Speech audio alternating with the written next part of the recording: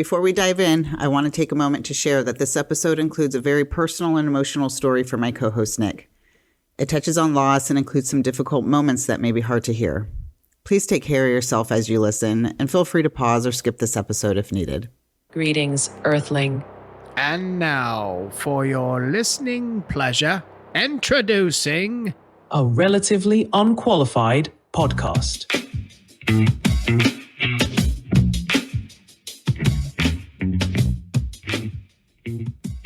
Welcome back, everybody. This is Nick and Dara with Relatively Unqualified. We have been gone for a little bit of time here lately. We've had some family stuff coming up. Had about a 3-week hiatus there of recording, and we're excited to be back. This is fun. Man, I've kind of missed it, actually, to be honest with you. I have. Yeah. Yeah, we've been dealing with some family stuff, and during that time, I picked up a cold. Thanks to my younger sister, Priscilla. She's really awesome about sharing things, and she shared me her cold. Yeah. So, and we're sorry to put you on blast, Priscilla, but we have to. Sorry. Yes. So today's episode, we are going to be talking about something really personal to Nick, and our topic today is loss of a child, whether you have experienced the loss yourself, or if you know somebody who have experienced the loss of a child, or, there's chances are if you don't fit into any of those two categories, you have probably crossed paths with somebody who has. So you don't want to miss this episode. We're going to get really deep. Nick is going to share something really personal to him. And with that, I also want to introduce our first guest on our podcast. Our first official guest we have. She's there doing the little cutesy dance she does. She's really excited to be here with us. My sister, Nicole, my older sister is Nicole, and Nick's wife. I think you guys heard her in one episode before in the background. Mm-hmm. Mm-hmm. Yeah, we're trying to get Josh to make that like part of our intro. So heck yeah. Well, hey, thank you for allowing me to be part of the Cool Kid Club. Yeah. Mm-hmm. You're in now. I'm really honored. You're the first too. That's awesome. Yeah. Number one. I'm the first, as I should be. I mean, privileges, right? Yeah. I mean, you are sleeping with the guy behind the mic, so exactly. So yes, thank you for having me on. Thank you for coming. I really appreciate it. And from my standpoint, thank you. Thank you for being here and being my rock, as you've always been for the last 15 years. So thank you for that. Thank you. So Nick is going to share, like I said, a very personal story with us. As a lot of you know, a lot of our friends and family know anyways, that Nick lost a child in a previous life. This was many years ago. It's been about 22 years now. And this is something that he's carried with him for a long time. And he hasn't really opened up about it to a whole lot of people. I mean, we know that Nick dealt with this. This is something in his past that he dealt with. He has his late son's name tattooed on his arm. So we know that he lost a child, but we don't know what happened. And this is something that he has been carrying with him. So he's ready to share with us his story. I know this is going to be really hard for him. So that's why we have Nicole here. Nicole is, like he said, Nicole's his rock. And Nicole helps him get through all the hard things. And to be honest with you, she's the only one that knows the full story. So at the end of the day, she'll keep me in line and keep me in check. And I think keep me honest. And that's what I want the most. So yes. So as most of you know, in 2020, I was in a huge accident, and I damn near lost my life. I got electrocuted, and by the grace of God and by a friend being in the right place at the right time, I'm sitting right here talking to you guys. But with that came a lot of old wounds that I refused to open up or even think about. And after the accident and understanding that, I was lucky enough to be here, and by the grace of God, he gave me a second chance at life, and I'm healthy and have no lasting effects from it. So I really felt the need that I needed to open up this story and share this story, because it's one of the things that's hindered me the most.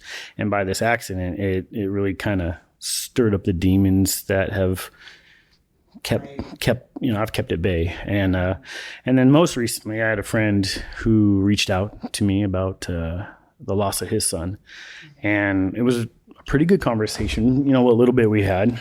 And then about 2 months after that, he ended up taking his own life, and it just never really sat well with me. What more could I have said? What could I have done? But in the process of that, it stirred up all my emotions.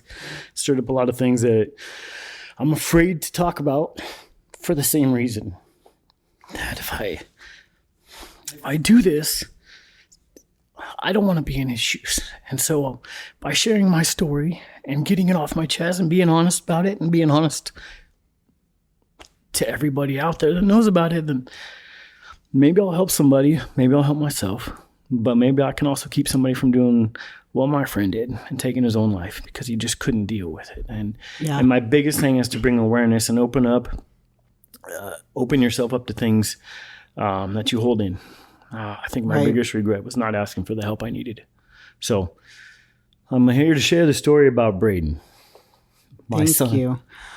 First off, I want to, before we get into it, thank you for your courage right now, because I know as your sister-in-law how long you've held this in, and I know what this grief that you've held, it shows up in different ways. So thank you for being here and wanting to share with not just, our family and friends who listen, but ultimately, anybody else who listens. And the biggest takeaway and the reason why we're wanting to do this is to bring that awareness. And if we can help just one person get through their struggle by hearing your story, that is worth it. That's all I'm asking. If I could have saved my friend's life, even just his. Mm-hmm. So here we are. So let's get into it. Tell us what happened. Let's go back to that day. Share your story with us. I don't remember much of the day. I remember coming home from work, and let's back up a little bit. I moved to Arizona in July of 2003. And sometime between May and June, my girlfriend and I at the time had conceived a baby. And at the time, neither one of us had knew it. Between moving from Oregon to Arizona and her getting into school and us trying to find jobs once we got there, I think we kind of took it as it was, Mr. Period because of stress and all the things going on around us. But deep down, both of us knew it was more than just that. But that night, October 20th, 2003, I was at home. I was in the shower, taking a shower, and she'd come in the bathroom and said something wasn't right. And I said, okay. I was covered in shampoo. I opened my eyes. I remember burning my eyes with shampoo and trying to open the curtain and look at her. And she was just kind of, I don't know. I instantly went around and washed off. And by the time I came back and washed all the soap off of my head and my body, I opened the curtain and she's holding my son in her hands.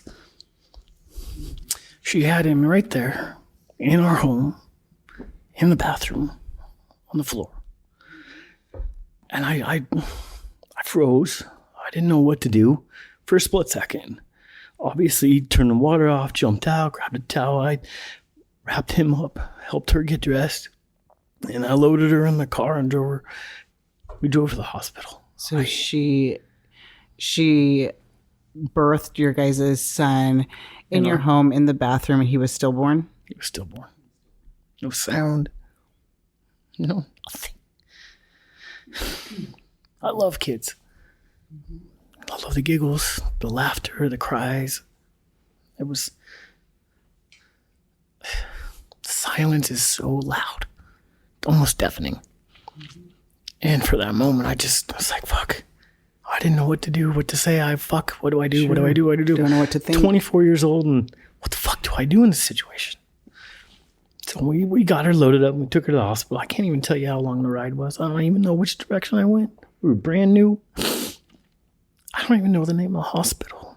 I know, pulled up immediately, got her a wheelchair and rushed her in the ER.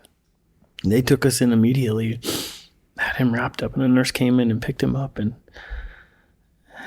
obviously checked him, did all this stuff. And I didn't want to touch him at first. I didn't want to. And my ex was holding him, and they took him, the nurse took him and asked if we wanted to name him or if we were okay with just burying him, just looking at her like she's fucking crazy. Of course, he's a boy. I held him for a minute. And nothing. No breath, no eyes, no. His little lips. My son was in my arms dead. I had to hand him to somebody I didn't know. And let them bury him someplace I had no idea where he's at. Because I was done. I shut off after that. The moment I handed her back, my world went black. Everything. I don't remember the ride home. I know that it was the quietest sound I've ever heard in my entire life. No baby crying. No son to take home. No fucking idea what to do. Which direction to go. Who to talk to. I've never felt alone in my life, and I felt alone for the last 22 years. That's all I felt. Because I felt like as a dad, I should have known. I should have done something. I should have forced her. I should have done something, and I was a coward. I didn't stand up for my son. And so from that moment on, I started punishing myself. I started self-sabotaging the shit out of myself. I feel like I deserve to be happy.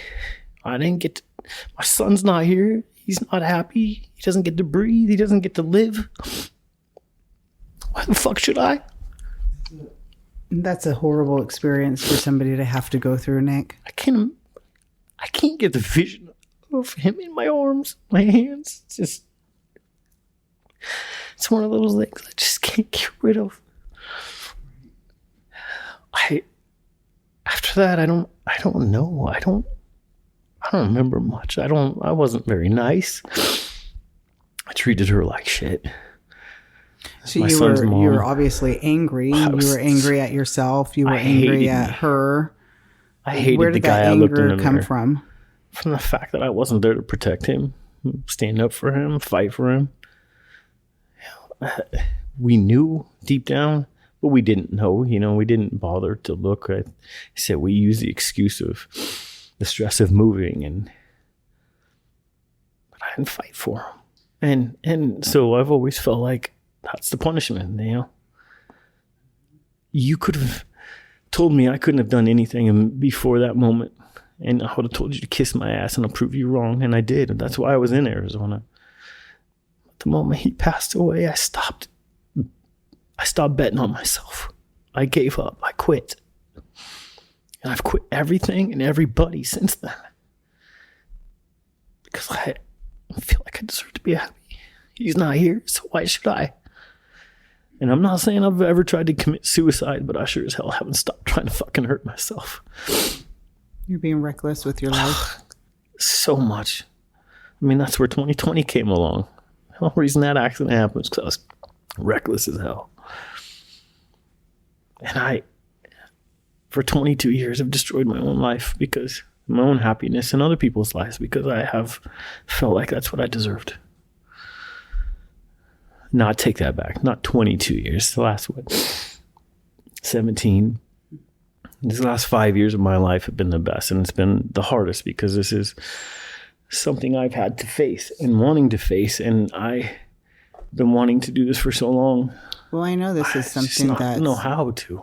Been buried deep in you. Like I shared at the beginning of the podcast, there was very little that you have really told anybody about. Nobody really knew what happened to your son.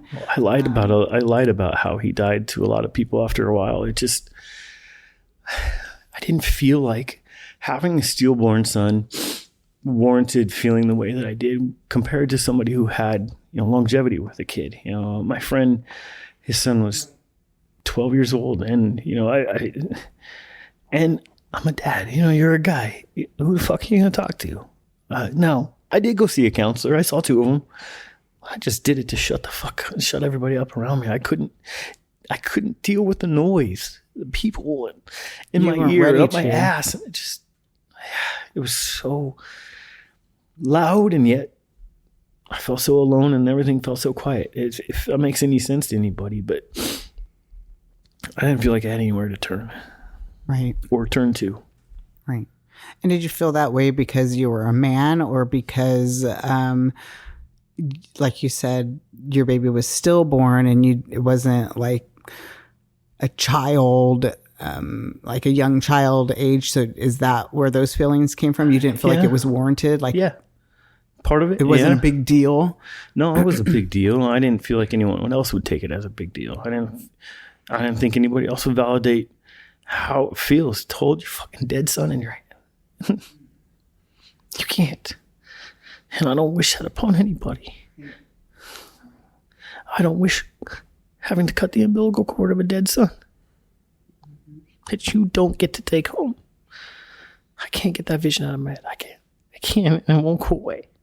So I'm doing this because I'm hoping that I can find peace in it. I know I'm only here from my accident because of my son. By the grace of God and by my son, I had a guardian angel watching over me because I should be dead. I should be paralyzed. I should be brain dead. I should be handicapped. I should be a lot of things, and I am none of them. I am perfectly healthy. I'm a little bit healthier now than I was going into the whole thing. But I can't get over the fact that I could have done something about it, and I didn't. And that's where I can't find my peace in myself, and I hate myself for that. I've forgiven her. And yes, I was mad at both of us for a long time. I started partying. I started drinking. I was an asshole. I treated people like shit. I kept people at arm's length right where I wanted them, and it wasn't very close. And you get too close, I'd push you away. And whether it was drinking or being reckless or saying shit I shouldn't be saying, because I didn't want you close. I didn't want to do it anymore. But I didn't want to give up either. There was always a part of me that never, I wanted to die. I found ways to try to, well, what if, but I always found a reason not to. But there was always something deep down that just kept me from pulling the trigger or doing something stupid, I know it was always him. I just never saw it until now, and I haven't seen it until recently. But I guess what I'm really trying to get out of this is to try to find the peace. And to be honest with you, let him go. He deserves to fly. And I deserve to be at peace. Yeah, you do. You do deserve to be at peace. This isn't something that you should be holding him back for so long. I don't think I've let him fly either. I don't let him fully fly and do what he's supposed to do up in heaven. So now's the time for me and him. Right. Absolutely. So you always, from the time that I've known you, you will always say stuff to allude to the fact that you're undeserving. And now, hearing your story, it sheds light on why you feel that way. So can you talk to me about, where has this grief shown up in your life? And everything that I've done. I'm not one to brag about myself too much. I mean, I like to joke around and make jokes, and sometimes it comes off like I'm arrogant, but I'm not. It's destroyed my talents. I had so many opportunities in front of me. I did. And I've thrown them all away because I never felt like I deserved to be happy enough to deserve those things. It's everything I've done from that point on in Arizona until now, up until about 5 years ago, up until my accident. So 2003 to 2020, I have self-sabotaged every step that I've ever taken. I've taken a step and I've made it to that point, like school. I've told people I finished. I didn't. The moment he passed away, I quit life. I gave up. I stopped living. Nothing tasted good. Nothing looked good. Nothing made me happy. And it didn't matter how fucked up I got, no matter how much weed I smoked or booze I drank, nothing numbed the fucking pain. And I have everything. I damn near destroyed my marriage with my wife now because I have self-sabotaged the shit out of myself. And thankfully, she's stronger than I am. Thankfully, we're stronger together, and we figured that out before it was too late. And these last 5 years, she's been my solid rock because she's built me up to be the man that I am right now, which unfortunately it took me all these years to get to this point. But we're here, and you guys have a really strong relationship. There's no doubt about that. You guys have been through all kinds of things together and come out stronger and stronger every time. Nicole, so did Nick tell you the story when you guys were together? Because how many years have you guys been married? You just celebrated how many years? We've been together 15. We've been married 13. 13 years, married, together 15. Now, I know, again, we've known that you've had a son. Did you know his story? And how did, his grief come into play with your guys' marriage? So no, he didn't tell me the full story. I knew about Brayden. I knew that. But, every time I tried to talk to him about, what actually happened, some of the things that he told me, in my head, it didn't make sense. And so I'd question him, but then I can tell that it made him really uncomfortable and he didn't want to talk about it. And, we had one example when we were driving down to one of my friend's wedding. We got to talking about that, and I had asked him some questions about where he was. And he's very vague about where he was. All I knew was he was in Arizona. Didn't know where. He held back a lot of details. And so I backed off because I could tell that he wasn't wanting to talk to me about it. But I think that in our marriage showed up a lot because I felt like there was a part of him I didn't know. And that was hard. Yeah. That was hard as somebody that's supposed to know everything about your partner. Right. I didn't know that part. I didn't know that life, I guess you can say. So, that was just something that, we had sometimes would come up again, and he'd say something and then it still didn't make any sense to me. And I tried to clarify and he'd be very vague again, but back off. And so I backed off. And I will say that when he had his accident and when I was waiting to hear about his status as he was in the ICU, I sat out there for, it felt like forever. It was probably about an hour waiting for the ER doctor to come out and tell me, what was going on with him.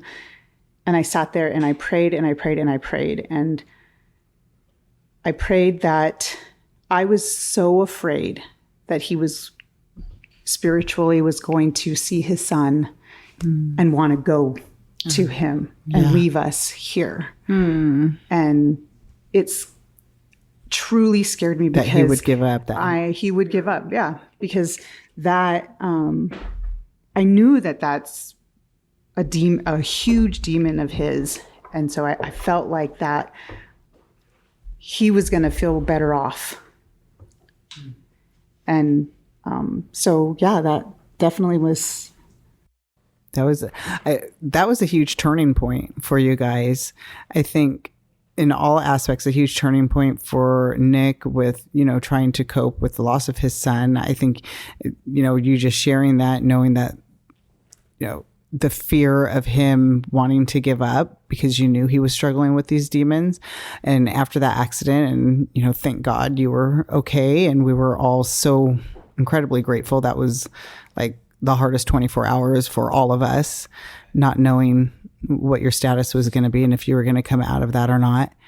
But I think that incident really put you guys on a different path. Absolutely. I agree. It definitely triggered something that I hadn't seen in myself in a while. Now, I'm not going to lie. At first, coming home, it was some of the most painful things that I had to deal with. And not just the pain from but it was all the memories. It was everything. I was being flooded with stuff with her and I, our marriage, and then my son and I think all three of my daughters. That, I remember even through your healing from the accident, you would get really angry through that because still thinking you don't deserve to be here. No, I was mad. I can't even begin to tell you the pain. The pain was excruciating. There was not a damn drug that they could give me that could numb the pain because they fractured my chest. And that thing any movement, you breathe my deep voice right now, anything hurt. And so, I was angry at the world. I was pissed off at God for keeping me alive, because just before my accident,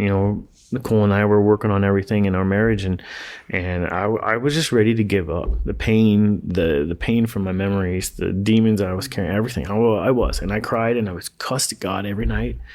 But then slowly, all that changed, and I don't know. My middle daughter Olivia got awesome at changing the bandages on my hand, and I remember just sitting there one day, and it was the first time it put a smile on my face since I got home from my accident. It was the first thing that she learned how to wrap my hands better than the damn doctors.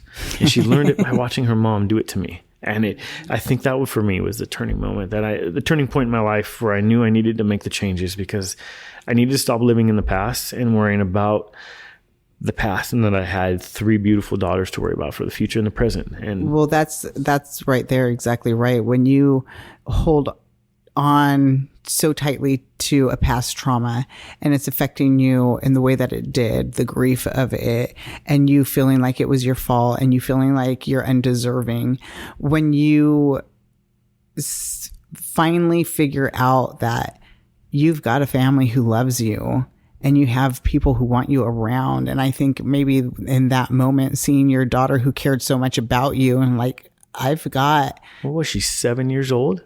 Mm-hmm. She was 7 years old and learned how to wrap and bandage my hands like a pro. I mean, purposely to be there to help her daddy. And it was the turning point. It was that moment where I'm like, wow, okay, God showed me that I had more than what I was living for and living in, and to stop looking in the damn rearview mirror. I have been doing that for so long because the pain of that. And the what ifs, the shoulda, coulda, wouldas, the opportunities, the missed opportunities. So again, I'm not bragging. I'm a talented guy, and I feel like if I can set my mind to something, I can do it. Anything. And there were so many opportunities I had right in front of me, and I threw them all away because I just didn't feel like I deserved it. Somebody else deserved it better than me because I was a coward. There's the magic word. I've always felt like a coward. You may have felt like you were a coward, but you're not a coward. You're not a coward. I don't feel that way anymore. I think slowly I'm starting to gain all of my self-confidence back slowly, though, but this is going to help. And I'm hoping, if there's anybody out there that's feeling the same way and hurting just as bad, or feel like there's nobody out there doing the same shit, I'm here. Dude, I've been dealing with this shit for 22 years and I can do it. I've made it this far. I'm 46 now. I have 3 beautiful daughters, and I'm telling you, you can make it. There's light at the end of the tunnel somewhere. It's never going to go away, but it will become more peaceful, and it'll be easier to handle and deal with once you fight the light in it. And I'm trying to find the light. I'm trying to find the good out of the situation. And I think that's been my biggest problem, is I never took any good out of it. I took all the negative. By his loss, by losing him, it projected me into a whole different direction. I don't know how long it'd been after I lost him, but I remember just every day it was just going to work. It was fucking mundane. I hated it. I was in a call center. I just sit there and listen to, oh, please hold like you in the office space, that fucking squeaky ass lady chick. Hold please. And hold please. It was all damn day. And it just started to wear and tear on me. But 3 days a week or so, I'd go to the coffee shop. And, me, I kind of just talk to everybody. I don't like to be uncomfortable, but I also didn't want to make a big deal, make friends. But there was this guy, Doug, and talking to him, we just kind of chit-chat, small talk for a little while. And then more and more, he'd start showing up all the damn days that I would show up. And I felt it kind of weird. But he ended up being a youth pastor at a church. And it was Christ Life Church in Tempe, Arizona. And remember him sitting there one day. Hey, when you're on your lunch break, come meet me for your lunch break. Because by this time, I'd kind of told him things were going on in my life, but obviously I wasn't telling him the whole story. And so we sat down with me one day on a lunch break, and we talked a little bit. And I let him know I lost a son, but that was about the extent of it, and no details and nothing. And then we met for dinner one night, and met his wife, and they were both youth pastors for this church. And one Saturday, it was a Friday night, and we'd been hanging out doing this kind of for about 3 months or so. And one day, he calls me up on Friday. He said, "Hey, I want to be baptizing people on Sunday at church. And I'd really love it if you would come and let me be the one that does it for you, you know." And he's like, "I don't expect you to go to church or be a member or do any of this stuff." He's like, "But I feel like it's what you need at the moment, you know, just kind of help kind of wash away what's going on." And man, I waited. I dragged my feet all the way until Sunday morning at 8 a.m. And I finally called him and I said, "You know what? I'll be there." What made you take that step? I don't know. I purposely was waiting until Sunday morning to call him and tell him I wasn't going to do it. I couldn't do it. I don't know why. Maybe I was a coward in me at the time, the coward that I thought it was. Maybe that was me giving in. Maybe it was, I felt like I was a coward for giving in at the moment, but the moment I did it was the best feeling in the world. And it was that, after that moment is when I decided I needed something different. I needed to get away from the crowd of people I was hanging out with, drinking and partying. I just needed change. I needed to do something different. And some people say it's me running away from my past, and maybe it was part of me running away from the part that was the unhealthy part of my life I was living at the moment. And by moving away, I think it helped me make the steps I'm at right now. So, Doug, if you're out there, thank you. By the grace of God, I'm here because of you, and thank you for putting me in a different direction, because the direction I was going was nowhere. And honestly, I would go drink with CEOs in my company, and I made an ass out of myself all the time. That anger was just, it wasn't worth it anymore. So thank you, Doug, for pointing me in a different direction. Well, people are brought into our lives for a reason. I get it. I always believe that. For a reason or a season. Yep. Mm-hmm. For a reason or a season. And I know everybody that walks in your path has something to teach you. There's a lesson to be learned, whether it be for a moment, for a lifetime, either way. But I'm thankful for everybody that has, and I apologize to everybody out there I've lied to over the years, but I didn't know how to be honest. I didn't know how to tell the story and not break down.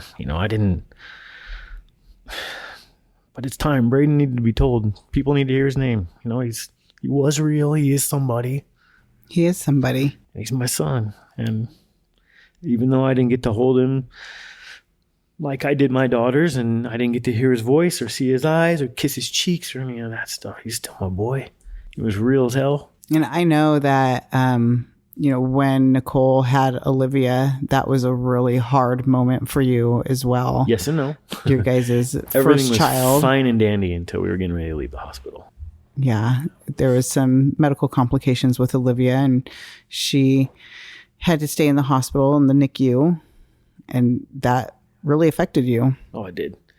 They were doing the O2 tests and all that stuff, and getting ready to head out the door. I'm packing bags. I even took some bags down to the car and came back in for the last hurrah. And they bring in a doctor and they fucking cart her off. Like, didn't even tell us. They ripped her out of her arms and took out. I'm like, what in the fuck is going on? Seriously, what's going on?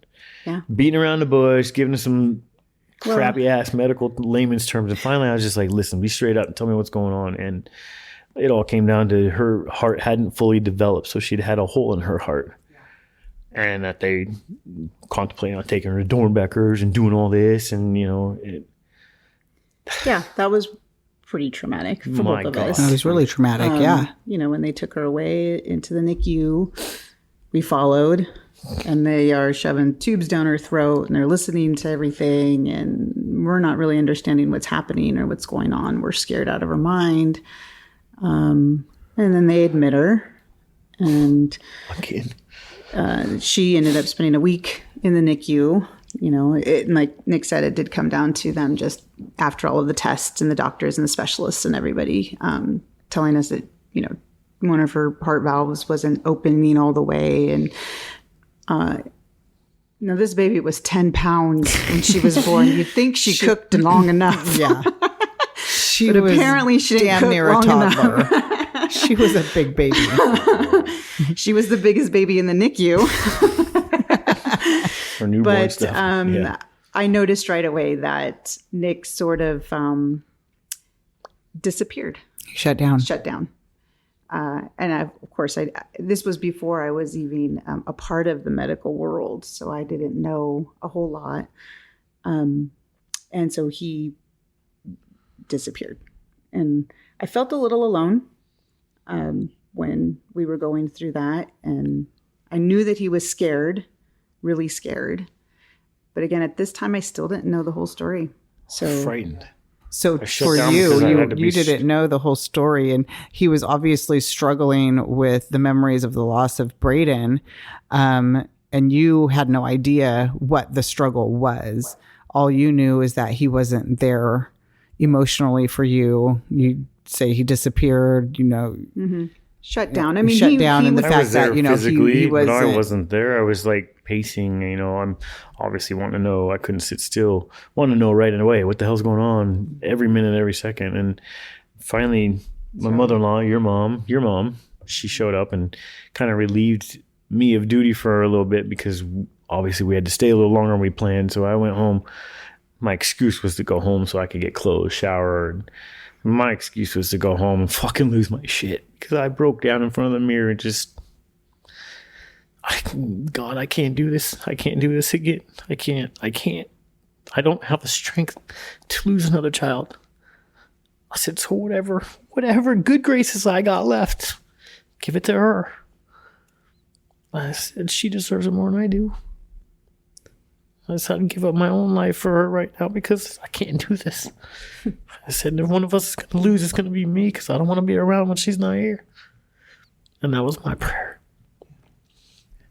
And now, holy shit, she's churning butter. Oh my God, she's churning making butter. Amish butter and shit. And she's amazing. She's talented just like her daddy. And I'm trying to build that up because it's something that I didn't have. How did you, in that moment, when you're just completely losing it, where did the strength come from? How did you find the strength to go back to the hospital? I had to go home. I had to go to her. She was at the hospital by herself, breaking down, and I knew it. I didn't know how to deal with it because I didn't know how to deal with me, but I knew I had to be strong enough so she couldn't see me. And even though I may have shut down and shut off a little bit, I was still there, and I was still trying to be present and active and, as much as I could. I had to work kind of back and forth a little bit, but I did find every excuse I could to get the fuck out of the hospital. I did. I hated it. I hated being in there. I felt like the walls were fucking closing in on me. And until I got the good news, it just felt like it just kept getting smaller. And every time I'd sit in that stupid room in the NICU, just like it was swallowing me up. Yeah.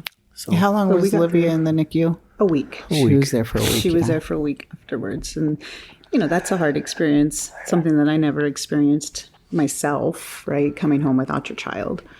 When you go and have a healthy pregnancy and a 10-pound Yeah, you don't get to take her home. the work of delivering a 10-pound night has to be. The night we got home you and don't get to take home the baby. That's a hard pill to swallow. that night I went laid in front of her crib and just prayed again. She needs to come home. She needs to come home to her daddy. She did. She did. She came home. Healthier than hell. And we got through that hurdle. Yep. And then we got one more little midget. So I have 3 beautiful daughters now. So God, for the longest time, before I'd even started dating Nicole, I just figured that this was the way it was going to be and this is what I deserved. So I wasn't going to be a dad. And I had accepted the fact that was going to, never going to happen. That was your fate. My son was born when I was 24. And by this time I met Nicole. I was 32, 33. And we'd kind of talked a little bit about it at some point in time because, she could still have kids, but she really didn't want to at first. And, she'd asked me, are you sure you're okay with that? And honestly, yes, I was. I had accepted the fact that God wasn't going to bless me because of You felt like me that being was, a coward and not sticking up. If I couldn't protect you felt like him, that was then punishment? I felt like it was my punishment.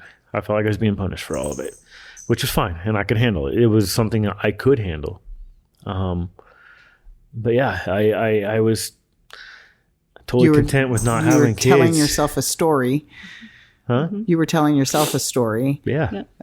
Yeah. False narrative in your head. I was, to protect myself, yeah. I don't want to be hurt again. And so we had Jada, and I was content with that. You know, honestly, I was. If we were to have a child, yes. But that was what I was afraid of. It was what happened with Liv. It's if I were to have another child, that I would, and it damn near came to fruition for a moment. And it scared the fucking shit out of me. And it didn't stop scaring me until, like I said, 5 years ago. How was that? You said up until 5 years ago, it didn't stop scaring you. I don't know. I've always worried about losing my kids. I have always. I'm like a helicopter parent. You know me. I hover over them because I am so protective. Because I am so afraid to lose them. I'm so afraid something happened, and so I think overly protective. And I think because of my experiences with Brayden, that I've been harsher and on them to protect them.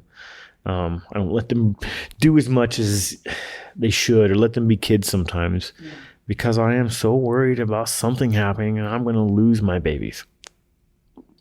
Now, I need to let my girls, I wouldn't say smother them, but I need to back off a little bit and let them live, because they're good kids and they make good decisions, and I know that. Well, you're also an incredibly good dad, Nick. I don't always feel You're like one of the that. best dads around, the best dads I've seen. You love your girls I do. so much. It's very apparent. Nobody could ever accuse you of not being a good dad. Thank you. Mm-hmm. I feel like I have my shortcomings a lot, and it's because of this. I think there's a lot of things that hinder what could be. So by letting this go and letting him free, I'm hoping it'll allow me to have the time and put it towards my babies, my girls now. And I feel like I can do a lot better job. And I screw up a lot, and you know how I don't have patience sometimes. And I was asked a question. I've been asked this question the first time I had girls, but I was asked a question not too long ago. Would I love my girls to marry a guy just like me?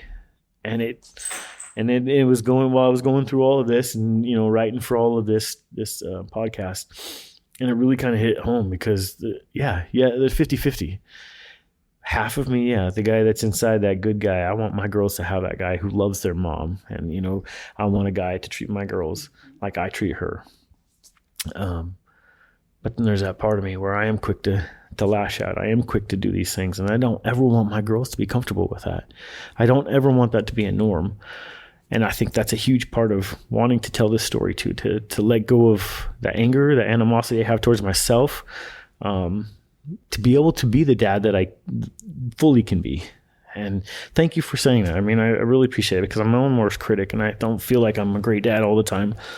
But God knows that I want to be, and I want to be the best thing that I can be for them, and I'm going to keep trying. Well, this is just if this is a stepping stone into that direction, then that's what I'm going to do. I don't know what doors this will open up, and I don't know who this can help. I don't know how this will help me, but I know by speaking this truth and being honest with anybody and everybody listening, that it's a positive direction. I don't see anything So for wrong. anybody listening, listen to you as you're taking this journey of you coming out of this grief for you, what is something that you hope others can take from your experience to help them if they're going through the same type of thing? If I'm to say anything, first and foremost, is don't be afraid to ask for help. I was afraid to ask for help. Right. I was afraid that nobody would understand. I was afraid that because somebody hadn't gone through the same things I've gone through, that you couldn't talk about it. So I'm here pleading with the people that think that they don't need the help, or no one's listening. Somebody is listening, and somebody will help. Just ask for it. And Reach to know out. that they're not alone. You're not. Like, this happens. This situation is happens so often.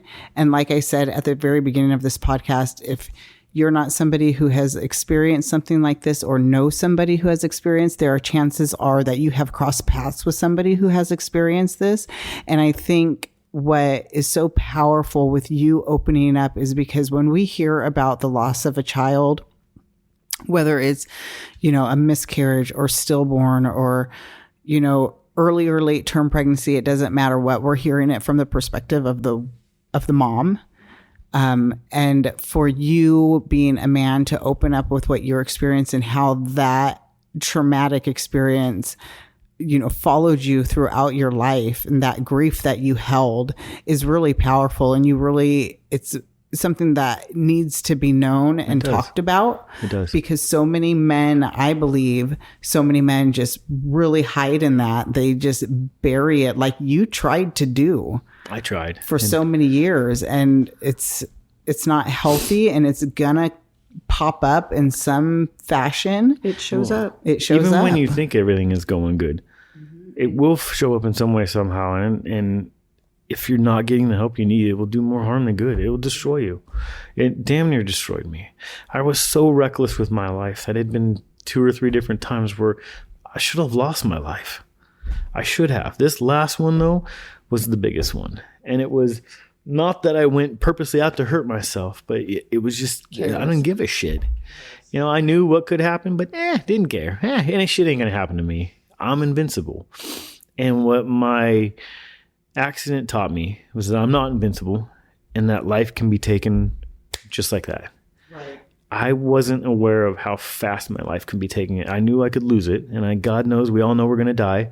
So that's never been sugarcoated. But for me, I never realized how fast, and just in the blink of an eye, it'll be taken from you. So, and you were given a second chance. And I think you always say that. You always I'll admit it. I'll be the talk first about that accident and say how you were given a second chance to live this life to the fullest and to really enjoy and appreciate what you do have, and know that it is a gift. Your wife is a gift to you. Your girls are a gift to you. This life that you have is a gift, and don't spend it being angry.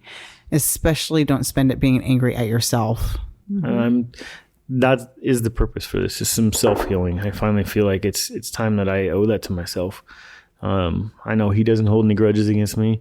I know my son's up there having a good time, and all he wants is for me to be happy. And for the first time in my life, I finally understand that. I get it. And that's why we're here doing this right now, because at the end of the day, I want to help somebody who's feeling just like I have. I wasted so much time, so much of my talents, because I felt like I didn't deserve any of it. And that's not true. That is not the truth whatsoever. I'm here. I got to live this life. I got a second chance at it. And I'm going to try to live the fullest I can. And I want everyone out there who's listening to do the same damn thing. If you're miserable in your job and you're not happy, quit. Go do something that makes you happy. Because in the blink of an eye, it can be taken from you. And for those, from my friend and his family, and I out of respect for them, I don't want to say his name or mention any of them, but I truly hope that somehow, some way, this finds some peace, and that we can project this out to others who do need the help. And if so, reach out to us. We're going to leave up a place for you guys to leave comments and tell some stories. If you feel the need to just reply to us, please do. Please. I don't care what your story is. This podcast is, the whole point is to know that you're not alone. No, you're not alone. You are not alone, and there is somebody out there willing to listen and who wants to hear your story. Mm-hmm. I wanted to hear my friend's story, and I was deeply, deeply honored that he even reached out and asked, because I know what it's like to lose somebody, to lose a child, and to have to try to reach out to somebody else who's lost a child, because in doing so, you're dredging up those memories for them too. So I truly feel honored that he felt comfortable enough to reach out to me and ask for some advice. And I wish that there was better advice I could have given him. But at the time when he asked me the questions he asked me, I didn't have the answers. I didn't have them for myself, let alone be able to answer them for him. And that's deeply what I want out of this, It's to be able to help answer those questions or any of those things that you need help with. We're here to help. Gosh, that again, thank you for opening up, Nick. I know that was so hard, and we've been talking about this for a couple weeks now in preparation of this recording. I know what the struggle was for you and how, again, just how hard being able to come to this decision that you did want to speak about this and you did want to share your story. This wasn't something that, this is going to be a great episode for us. This was truly something that really pulled you to share so that people can get the help that they need. They know that they're not alone. So thank you. Thank you for bringing that. Well, thank you for allowing me to. And yeah, I couldn't have done it without you guys. Yeah, I'll be honest with you. I was nervous about you. Well, I know, because you were one of the people telling me I shouldn't do it. You sure? But I wouldn't say not do it, but are you sure you want to do this? And even Darius jumped in and well, I just wanted to make sure, I wanted to make sure that you were ready because I know how personal this is to you.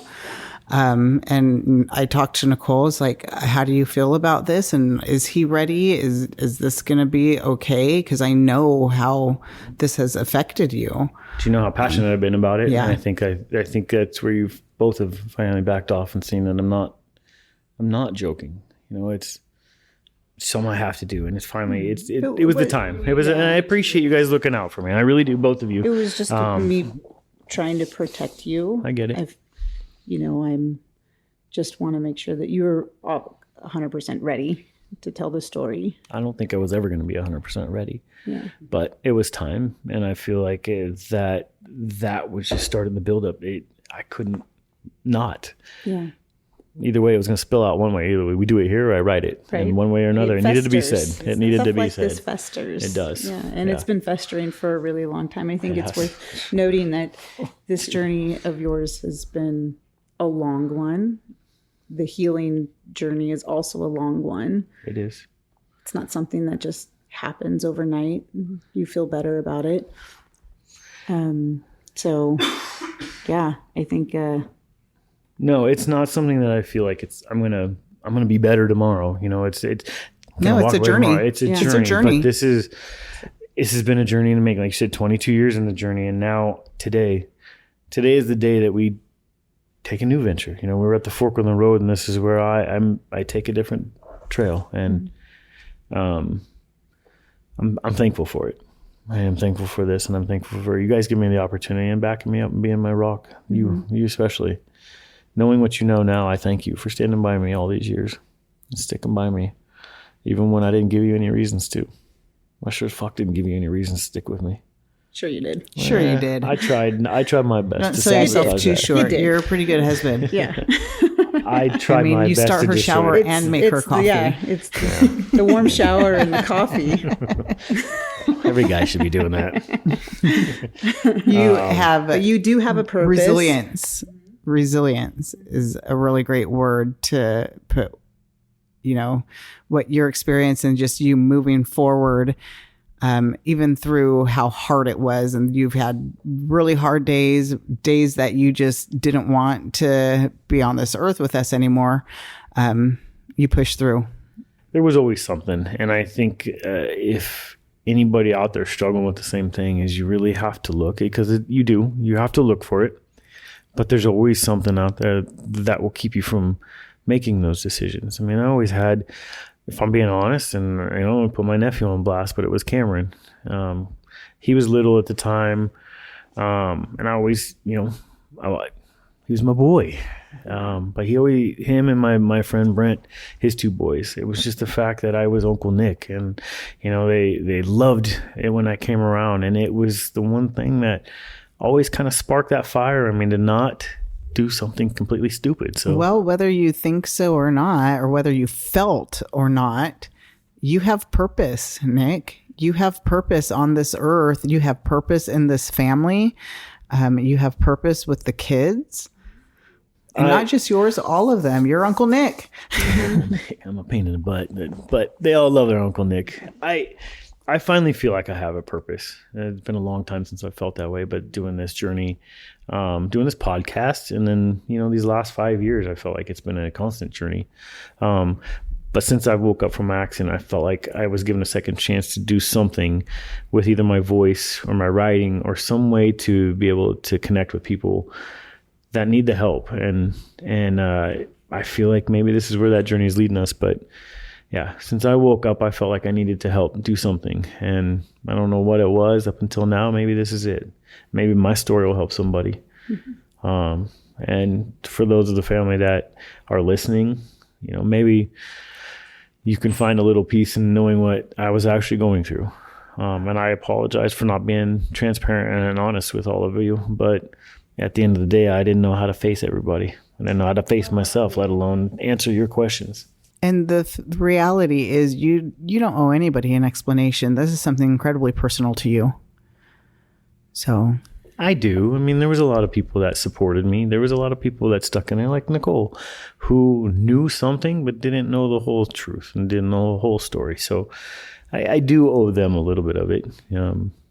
Because thank you for hanging in there with me. It's thank you for loving me even through all my flaws. Thank you for all my recklessness, and then to the parents and everybody out there, thank you. Thank you for your love and support. And I know I was a handful to everybody, but I'm a good handful. Well, sometimes you're a pain in the ass, but yeah, I can't be too nice all the time.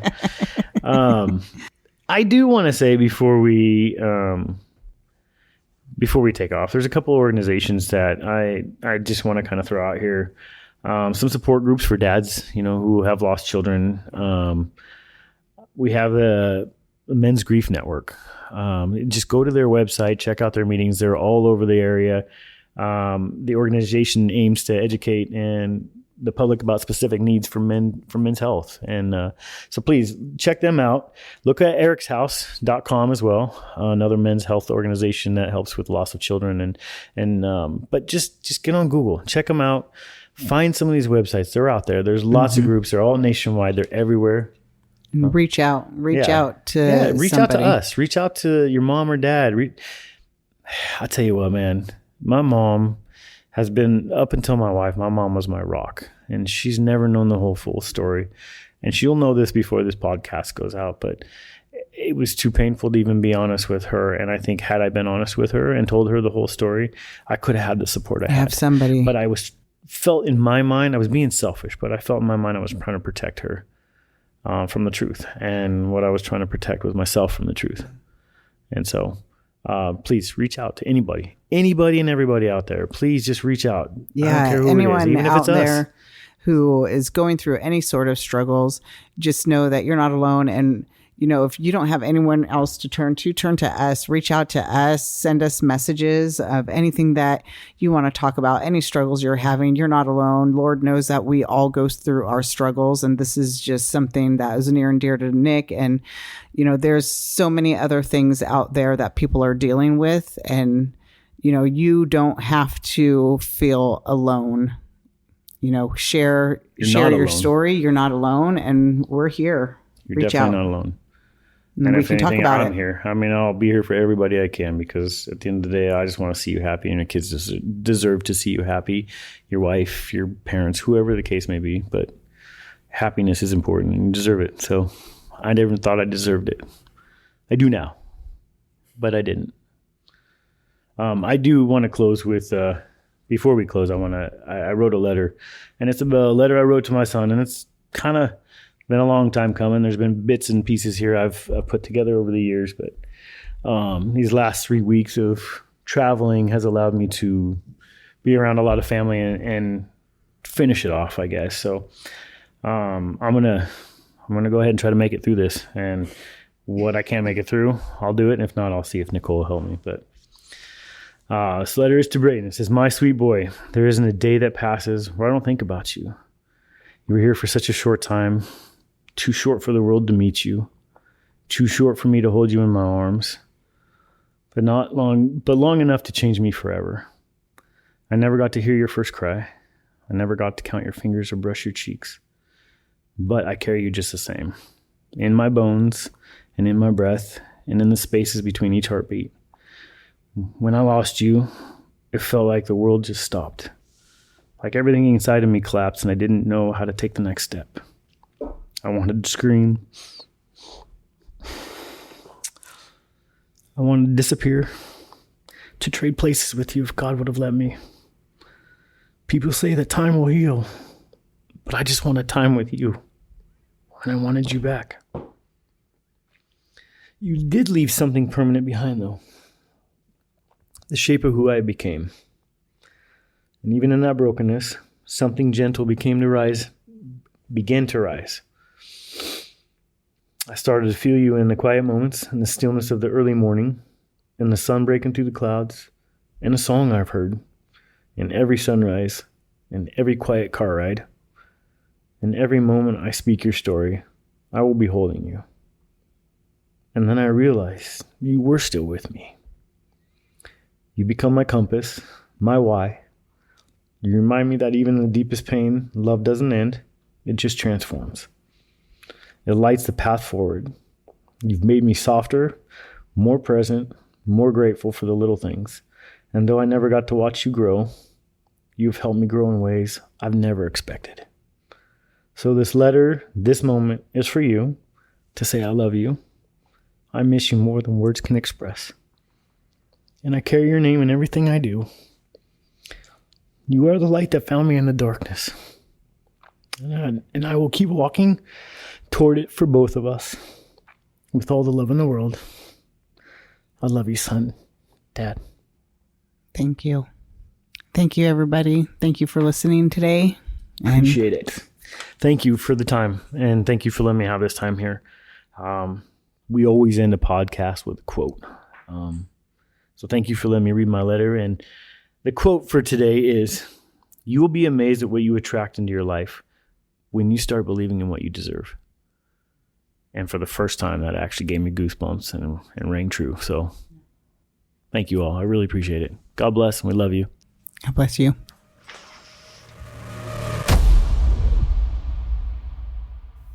Thank you for being here with us today and for holding space for Nick's story. If you're carrying something of your own, we hope this reminds you don't have to carry it alone. If you feel like sharing your story, you can always reach out to us at relativelyunqualified@gmail.com. We're here for you and we love you.